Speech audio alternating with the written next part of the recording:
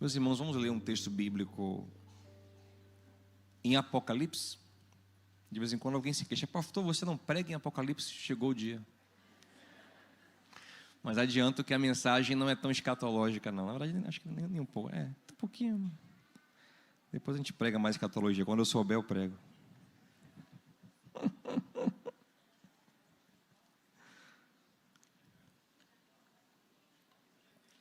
Vamos a Apocalipse capítulo 3.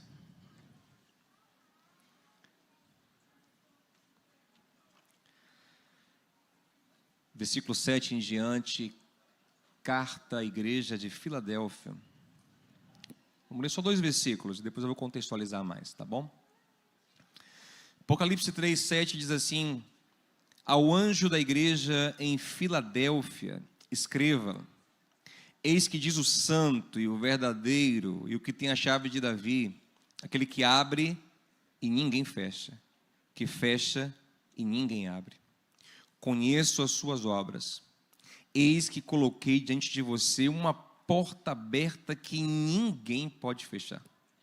Sei que você tem pouca força, mas guardou a minha palavra e não negou o meu nome.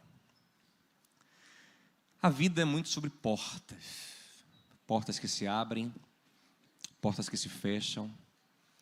Você está onde está hoje porque portas se abriram e porque portas se fecharam. Uma porta que se abre ou uma porta que se fecha muda tudo em nossa vida. Às vezes, num dia que uma porta fecha, nossa trajetória muda para lá ou muda para cá. Num dia que uma porta se abre, muda tudo também.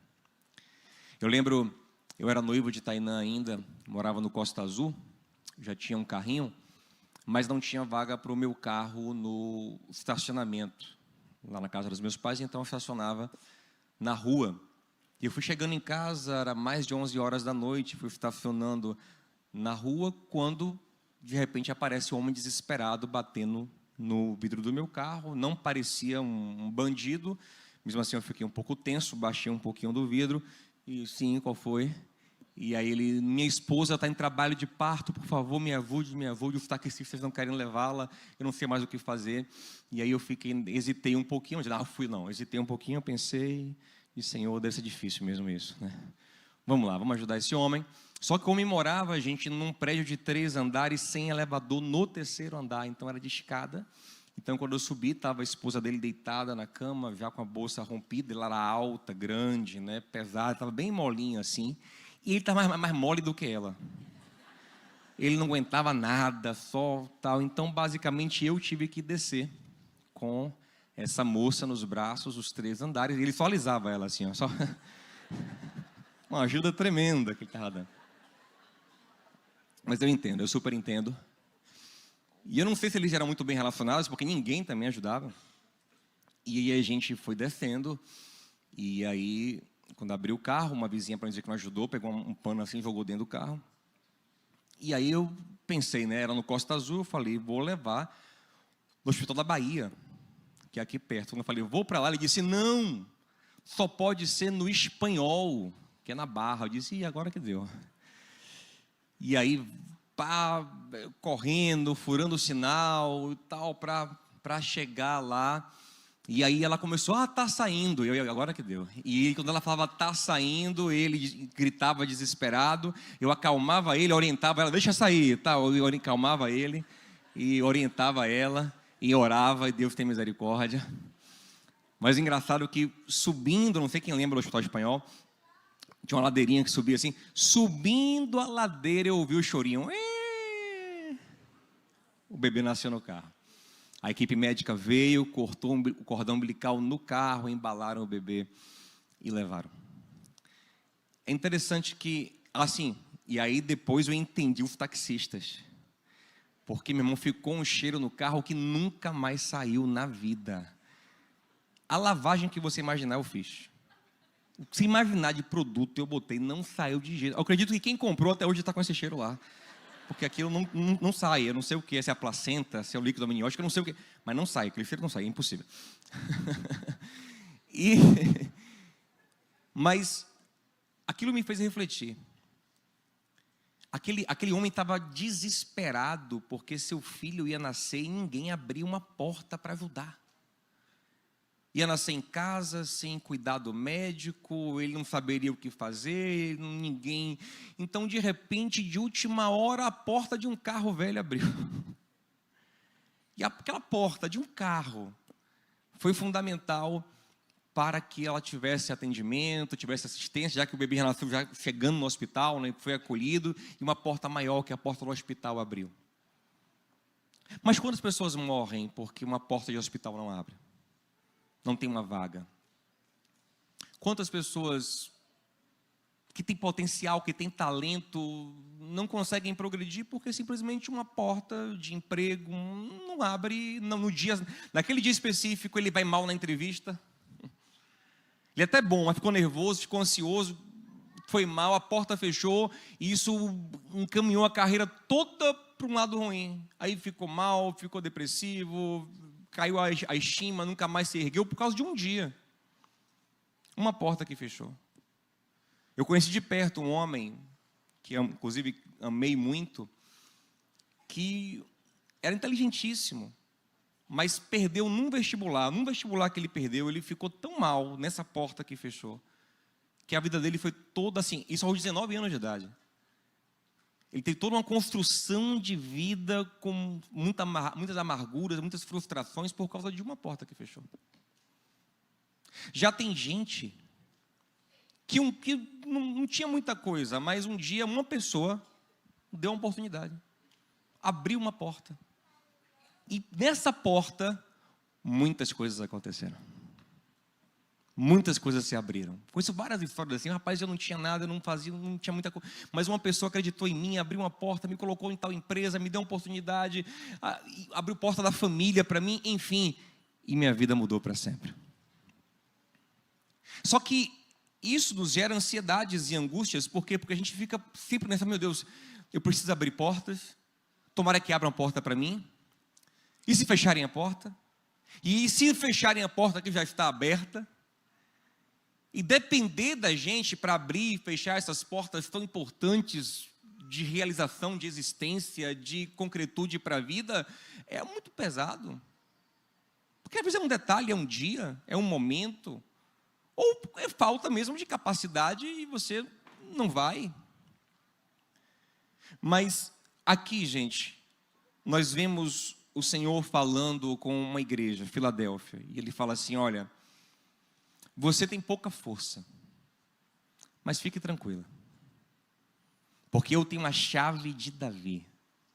Chave de Davi é uma expressão que é originária de Isaías 22, 22. Se você ler lá, é uma chave real, é uma chave soberana, é a chave de decisão sobre qualquer coisa dentro de um reino. E quem está falando aqui é aquele que disse em Mateus 28, todo o poder me foi dado. A minha chave de Davi é soberana sobre toda a existência. Eu tenho a chave soberana. E você não precisa ter muita força. Você tem pouca força, Filadélfia. Mas eu coloquei diante de você uma porta aberta. E mais, eu não só abri a porta, como ninguém será capaz de fechá-la. Por quê? Você guardou a minha palavra e não negou o meu nome. Deixa eu explicar uma coisa para você que eu citei na semana passada, eu quero desenvolver um pouquinho mais. Eu citei o sonho de Nabucodonosor, vocês lembram disso? Estátua de ouro, estátua com cabeça de ouro, que era o Império Babilônico. Depois vem o peito e braço de prata, que é o próximo império que vem, o Medo-Persa. Depois vem a cintura e a barriga de bronze, o Império Grego-Macedônico com Alexandre o Grande. Aí depois vem as pernas de ferro. E a perna de ferro, Daniel, quando interpreta o sonho, fala que é o quarto império, quarto grande império, e é o mais terrível, o mais sanguinário, o mais violento. E de fato, depois do Império Grego-Macedônico, vem o Império Romano, que o símbolo era o ferro, e era o mais violento de todos.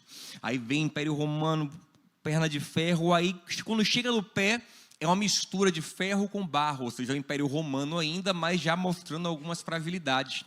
Aí o texto fala na visão que nesse tempo uma pedra se desloca de uma rocha sem ser humano cortando, ou seja, por obra divina uma pedra se descola de uma rocha e bate na estátua no tempo do Quarto Império, do Império Romano. Essa pedra esmiuça a estátua e começa a crescer até virar uma montanha que ocupa todo o mundo. E Daniel fala, essa pedra que vai chegar nesse Quarto Império é um reino que não terá mais fim.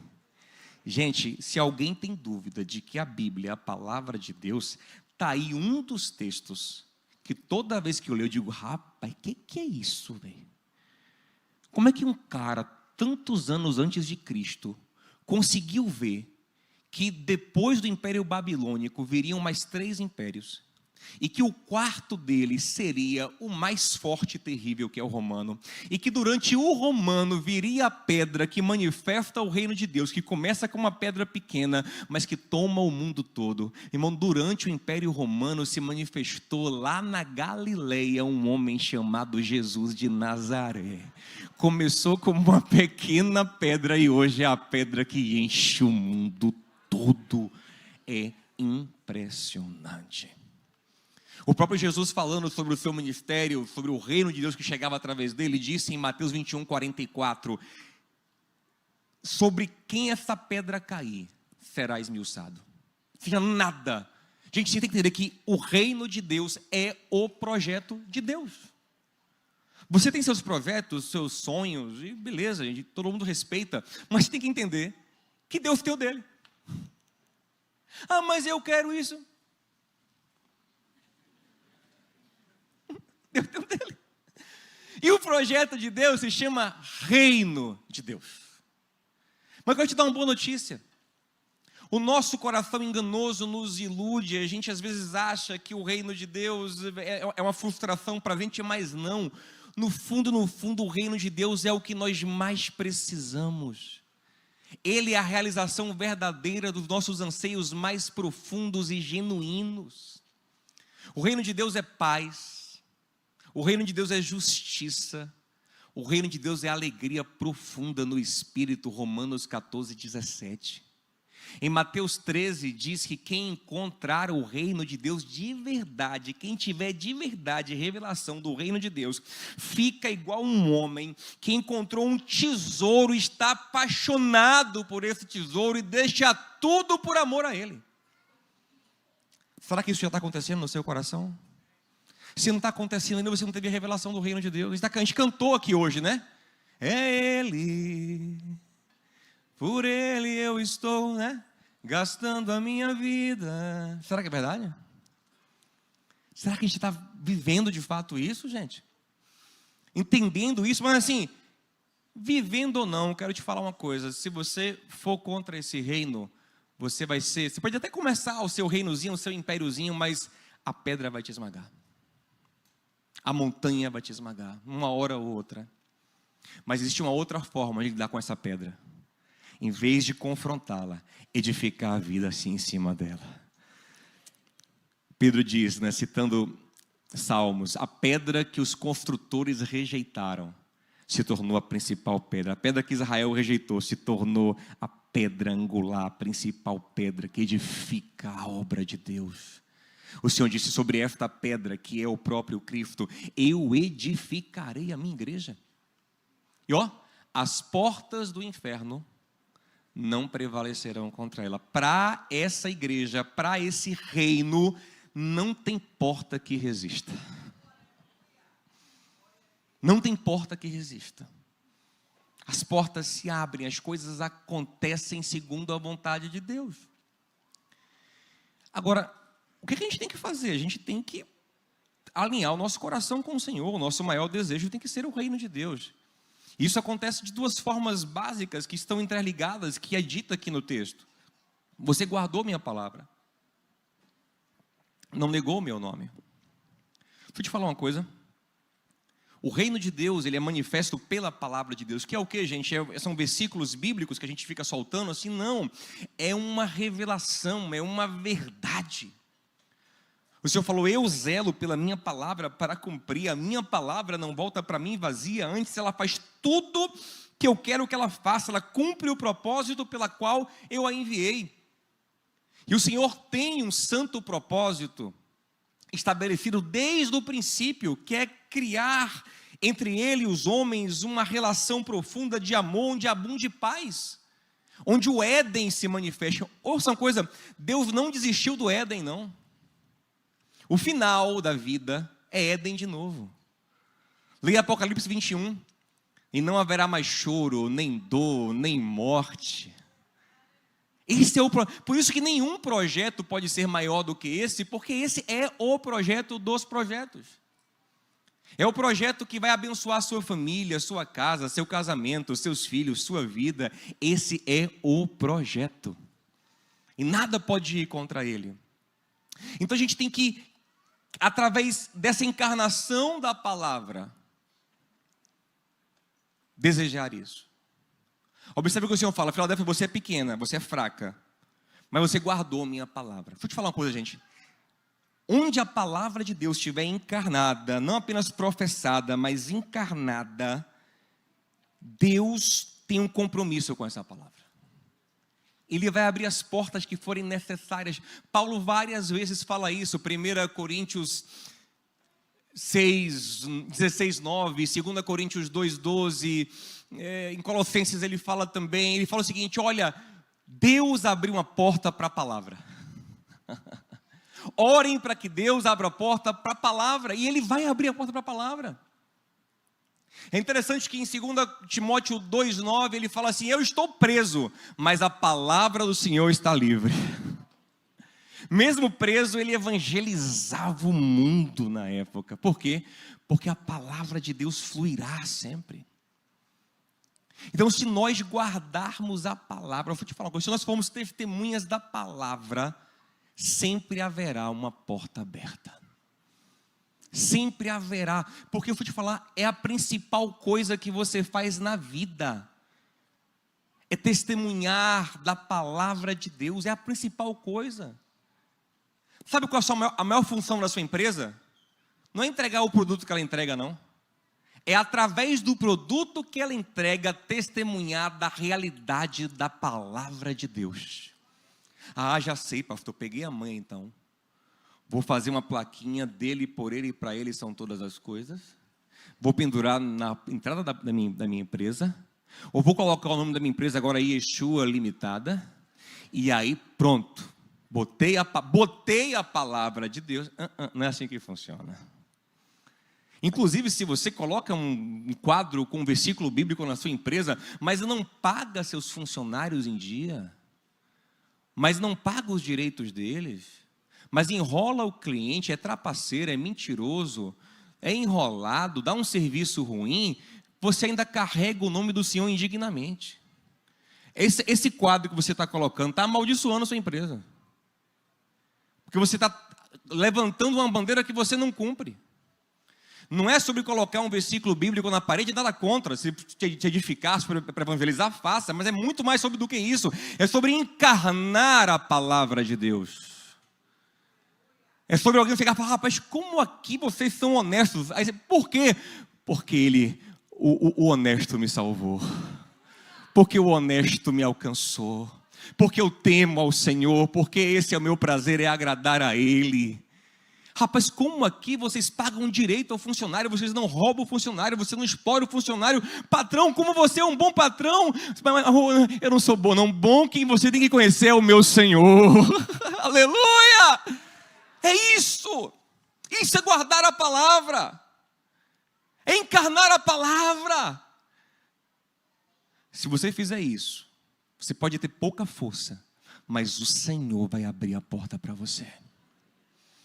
O Senhor abre a porta para a palavra dele. Por quê? Porque é do interesse do Senhor. Atos 1:8, recebereis poder para serem o quê? Minhas testemunhas. Quem for testemunha do Senhor terá poder, porque o Senhor quer abençoar, o Senhor quer evangelizar, o Senhor quer alcançar, o Senhor quer se revelar. Encarne a palavra, viva a palavra, cumpra a palavra. Jesus disse em João 15:7, se as minhas palavras estiverem em vocês e vocês estiverem em mim, pedirão tudo o que vocês quiserem, será feito. Por quê? Porque até seus pedidos são segundo a palavra. Deus tem um compromisso com a palavra. Pastor, eu até queria pregar a palavra, mas ninguém me dá uma oportunidade. Ninguém me chama para pregar na igreja, no GC. Meu irmão, você não entendeu nada ainda. Quem encarnou a palavra, meu amado, ele testemunha onde ele está, ele prega, a oportunidade se abre. Meu irmão, já falei várias vezes para vocês aqui, eu sou gago e tímido. A primeira vez que eu falei que eu queria pregar para um pastor, ele deu risada, era um velório. Eu falei, rapaz, respeita o velório. Ele, rapaz, mas você pregando é engraçado. A primeira vez que eu preguei mesmo, foi um culto de crianças. A tia das crianças estava assim, quem quer pregar? Ninguém queria pregar para as crianças. E eu aí, meu Deus, meu coração ardendo com revelações da palavra. E eu falei, aí eu na fome, nem eu quero. Aí preparei um sermãozão, que as crianças não entenderam nada, horrível, negócio ruim demais. Mas, irmão, quem quer compartilhar, vai ter um lugar para compartilhar. Eu pregava na minha escola. Agora, no culto das 8, tinha uma irmã aqui, Laila. Laila me ouviu pregar há 21 anos atrás, no intervalo do integral. Não tinha que ninguém me chamar, não. Eu compartilhava com meus colegas. Eu falava com eles do Evangelho. Como eu falava aqui, aí a gente criou uma reuniãozinha nos intervalos de terça e quinta. Tinha um showzinho lá, sempre levava um showzinho lá de cantores até famosos. E a gente fazia o nosso culto. Até hoje, todo ano, 2, 3, daquele tempo, me procuram, rapaz, você não tem noção. A semente que você plantou lá atrás, o Senhor regou, eu sou servo do Senhor agora. Alguns congregam aqui, alguns estão aqui conosco. Toca no seu amigo, meu irmão, você já tem a oportunidade, meu irmão. Encarne a palavra, viva a palavra, compartilhe a palavra, pregue a palavra. Você guardou a minha palavra, por isso eu coloquei uma porta aberta. Gente, eu vou dizer uma coisa a você. Eu falei com a Tainã esses dias, Tainã, às vezes eu estou assustado com as coisas que estão acontecendo comigo. Umas pessoas assim importantes, pessoas, sabe, cheias de influência, me tratando assim, como eu fico até constrangido. Meu Deus, o que é isso? Eu sou um Zé Mané? Será que eles sabem quem eu sou de verdade? Mas aí eu lembro que não é sobre mim, é sobre essa palavra que esse gago carrega, é sobre esse testemunho que o gaguinho dá, meu amado. Eu vou lá e vai. Irmão, se Deus usa o gago, quanto mais você, meu irmão. Carregue essa palavra. Aplique essa palavra, fale dessa palavra, medite nessa palavra. As portas podem se fechar para você, mas para a palavra não vai se fechar não. E ela vai te carregar na porta aberta. 2 Timóteo 2,9. Eu estou preso, mas a palavra está livre. Deus vai te colocar em situações maravilhosas, porque por causa do testemunho dele. Porque às vezes o nosso projetinho é medíocre. O nosso projetinho é uns projetos vagabundo, meu irmão. É uns sonhozinhos michuruca, né? É um negocinho. O que você sonha? Eu sonho em ter uma casa no Alphaville, e um cachorro, Aí Deus olha assim, O sonho de Deus é estabelecer morada para toda a humanidade redimida, num tempo em que todos os homens serão supridos de tudo que for necessário. Se compara com o seu sonho? Compara com o seu sonho? Então assim, nós temos que comprar o sonho dele, gente, que é maior que o nosso. Temos que comprar o dele, nos render ao dele e perceber, meu Deus, como esse cara teve essa ideia. Eu nunca poderia ter uma ideia assim. A ideia de Jesus é maravilhosa. E temos que carregar a palavra e o nome dele.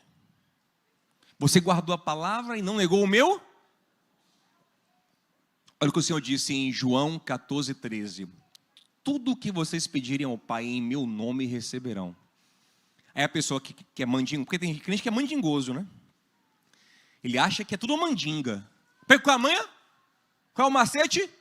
A pedir em nome. Aí recebe? Ah, já sei. Senhor, mata aquela miserável em nome de Jesus. Aí ele pede todas as coisas ruins do coração dele, mas bota o nome de Jesus.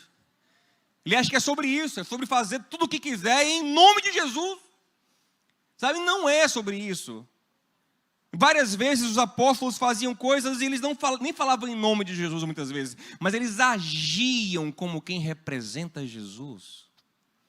Viver em nome de Jesus é viver no interesse do Senhor. Qual é às vezes meu coração enganoso quer uma coisa, quer ir para lá, mas digo não, esse não é o interesse do Senhor. E eu não vivo em meu próprio nome, eu vivo em nome de Jesus. Colossenses 3,17, quer em palavras, quer em ação, façam tudo em nome do Senhor. Em nome dele as portas se abrem. Você pode ser fraco, mas ele abre a porta.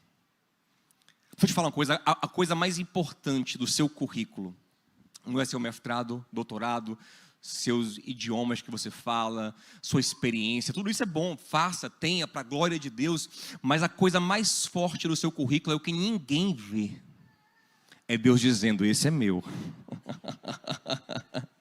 esse eu vou botar ali estrategicamente para glorificar o meu nome.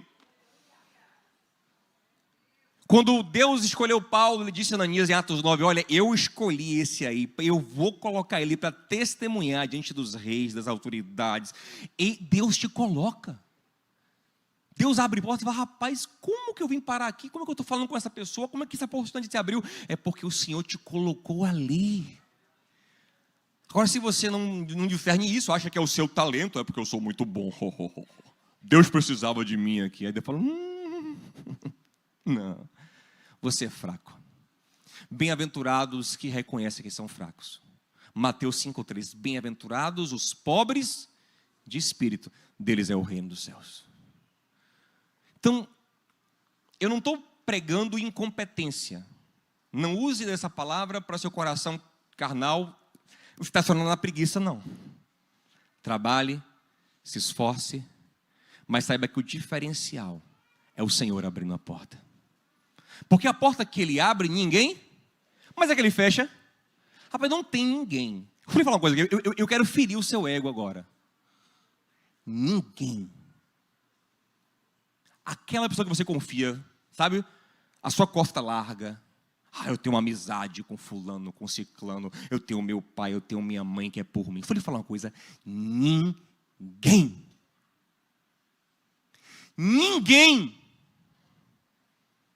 Ninguém vai conseguir abrir se Deus fechar.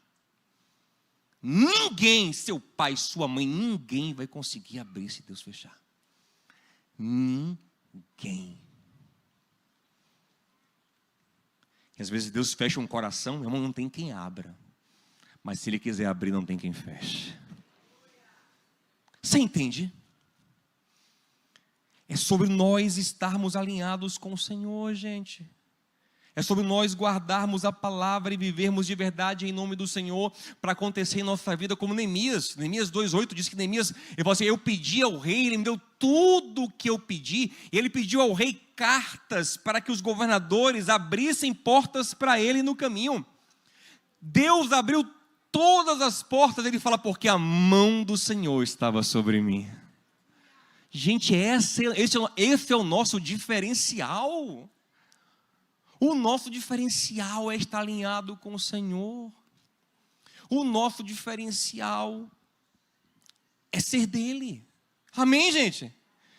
Mas qual é o nosso problema? O nosso problema é fazer isso de verdade. Aqui eu vou encerrar. Nosso problema é ser sincero quanto a isso, porque a gente às vezes quer fazer isso só de mandar. Nosso coração é enganoso.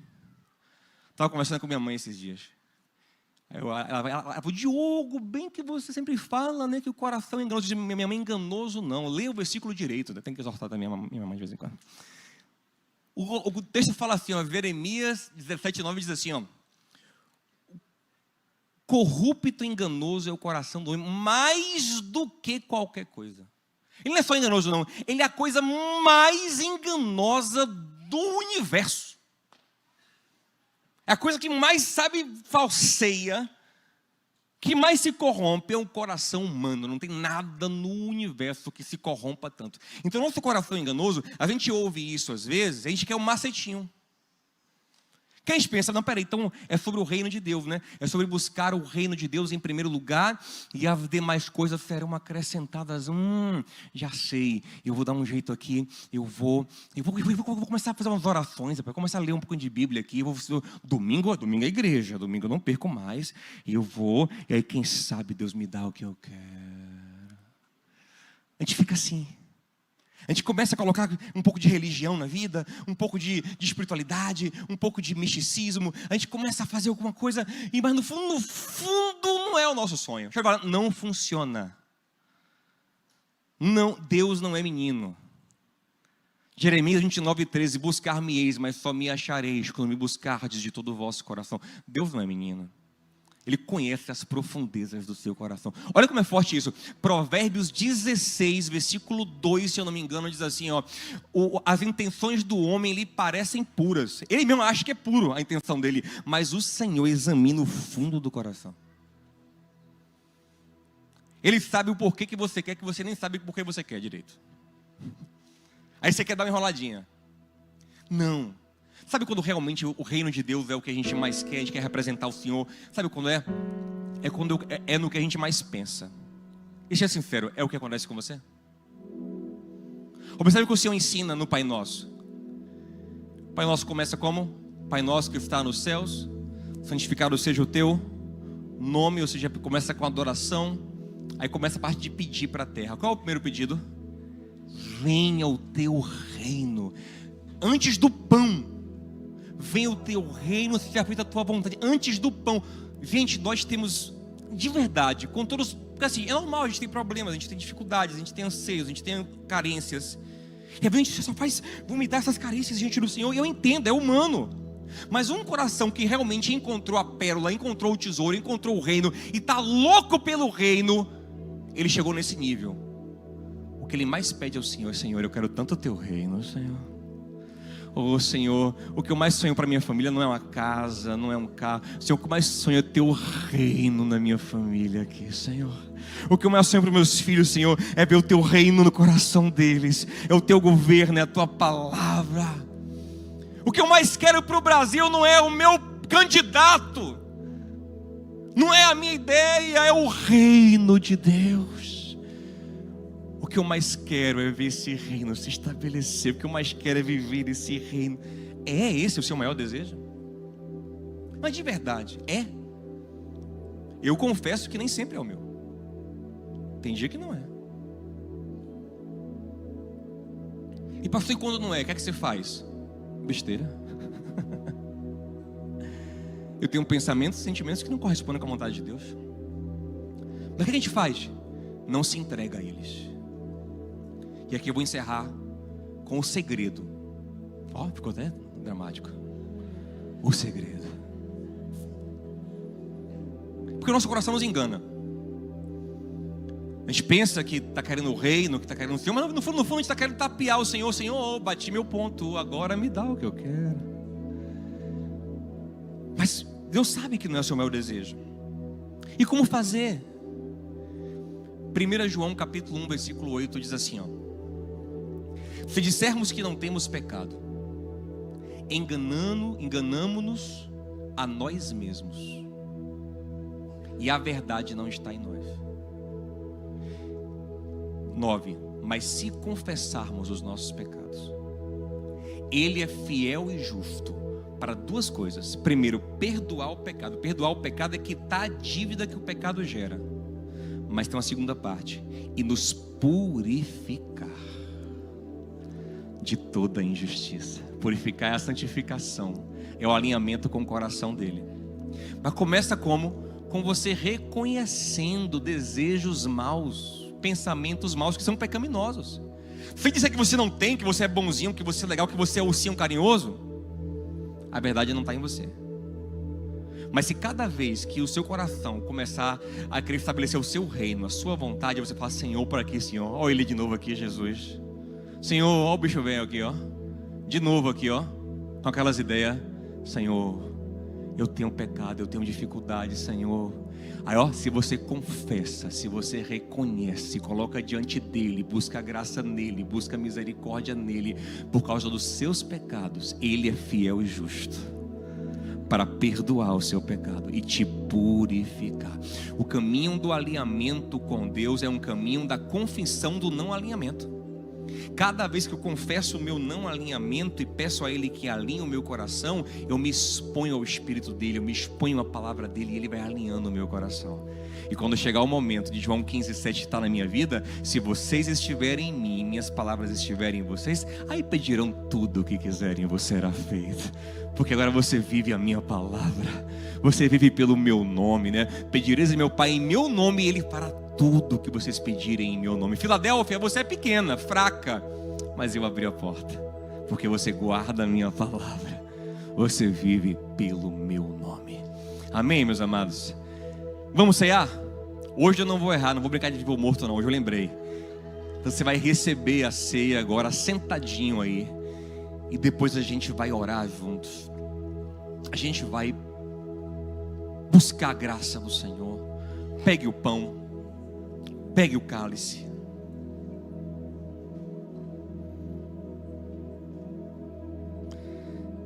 Que a nossa oração seja: Senhor, eu quero querer a tua vontade.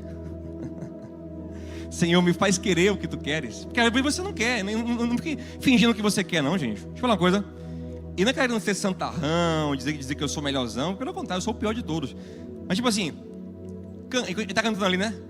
Várias coisas que a gente canta, não só isso, várias coisas que a gente canta. Às vezes quando eu vou cantar, eu falo assim: rapaz, será que isso é verdade mesmo? Eu falo assim: que seja. Eu não canto assim, ó, digamos, né? Nada contra a música escolhida, linda. Mas a gente tá aqui, né? Eu já coloquei a minha veste branca. Eu falo: Senhor, purifica as minhas vestes. Entendeu?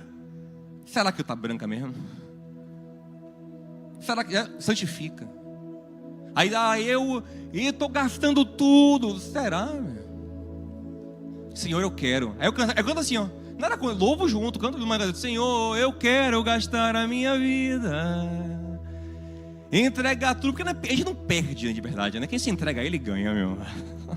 Quem se entrega a Ele vive as portas abertas por Ele, pela graça. Amém, gente? Então a gente tem que ter cuidado para isso não virar apenas discurso, mas para que isso seja uma realidade no nosso coração, para que o reino de Cristo seja o nosso maior sonho, o nosso maior desejo, que a gente mais queira na vida. Todos nós temos que vigiar, gente.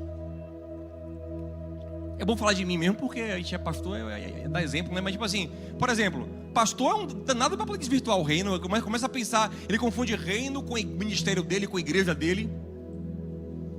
Daqui a pouco ele está, não é o reino nada, ele quer bombar. É ministério dele, é igreja dele, é nome dele, ele chama de reino nada. E cada um de nós, tanta gente que ora: Senhor, prospera a minha empresa para o teu reino. O Senhor fala: eu lhe conheço. Igual o cara disse que estava o avião, né, balançando, sacoalhando, turbulência. Ele falou: Senhor, me livra, se eu me livrar, eu vou dar metade dos meus bens aos pobres. Aí o avião estabilizou. Ele falou: Senhor, nervoso a gente fala besteira, né, Jesus?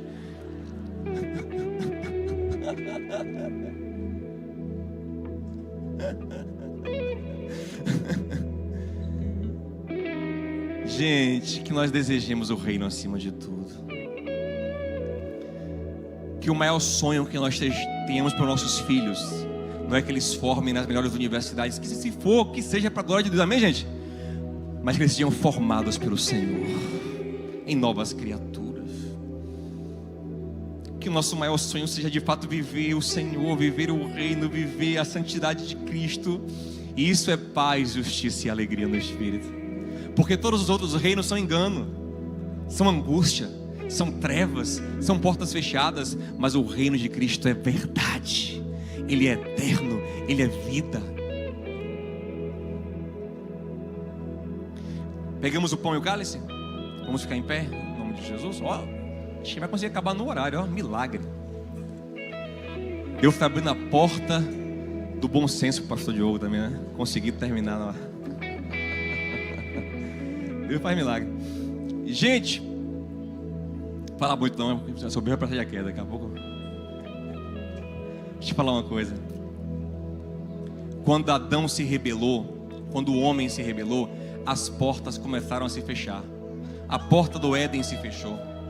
A terra que dava em abundância começou a dar agora com dificuldade.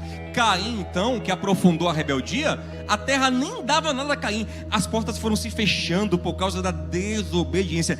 Desobediência fará as portas que tem que estar abertas se fecharem para você, e portas que não tem que estar abertas se abrirem.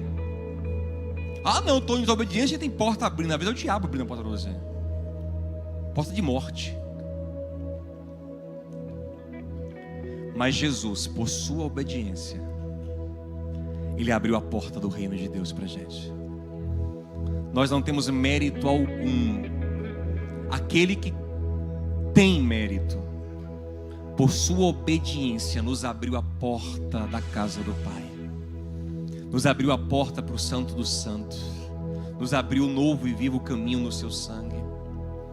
E quem é que vai caminhar nesse caminho? Quem também é da obediência. Na obediência nos alinhamos ao coração de Deus, ao projeto de Deus, ao reino de Deus. O mundo prega que nós temos que ser fortes. O Evangelho nos diz: sejam obedientes, amem o Senhor, guardem a palavra, porque ainda que você tenha pouca força, eu abro a porta diante de você. E ninguém pode fechar.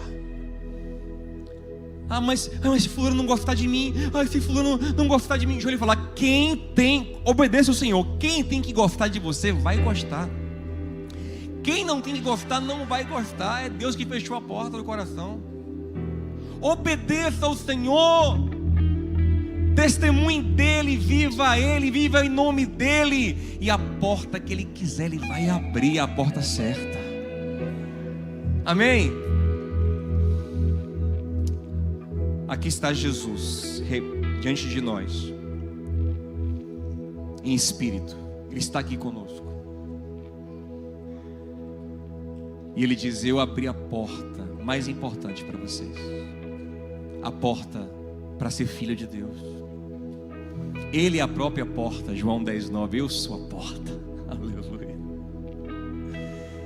Ele se entregou por amor.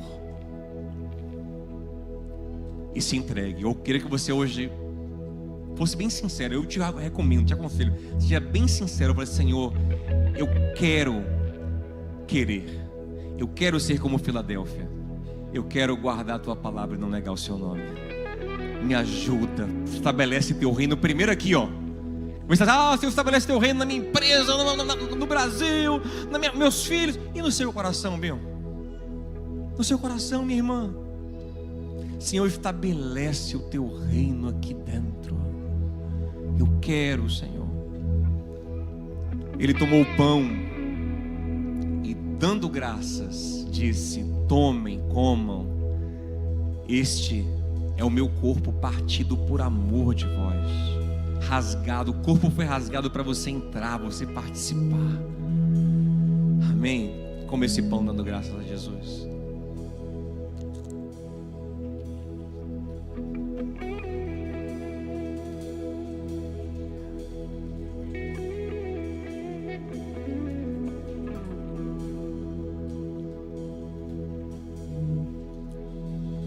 E após cear, tomou o cálice e disse: esse cálice é uma nova aliança no meu sangue. Façam isso sempre que tomarem em memória de mim. Ergue esse cálice e declare que você pertence a Ele. Diga: Senhor, eu não sou. O Senhor me comprou, Senhor. Não me deixa viver para mim mesmo. Senhor, eu sou teu. Diga que você pertence a Ele. Senhor, o Senhor me comprou com o teu sangue precioso. Não tem moeda mais preciosa que essa. O Senhor me comprou. Diga a Ele que você é dele. E tome esse cálice. Mas graças a Deus que nenhuma porta pode ficar fechada diante do Rei dos Reis. Como está no Salmo 24, levantem as portas, as vossas cabeças, levantem portais eternos, porque vai entrar o Rei da Glória. E nem a morte, um dia as portas da morte vão se escancarar e nós ressuscitaremos com Ele e estaremos para sempre, porque nem a morte pode nos segurar.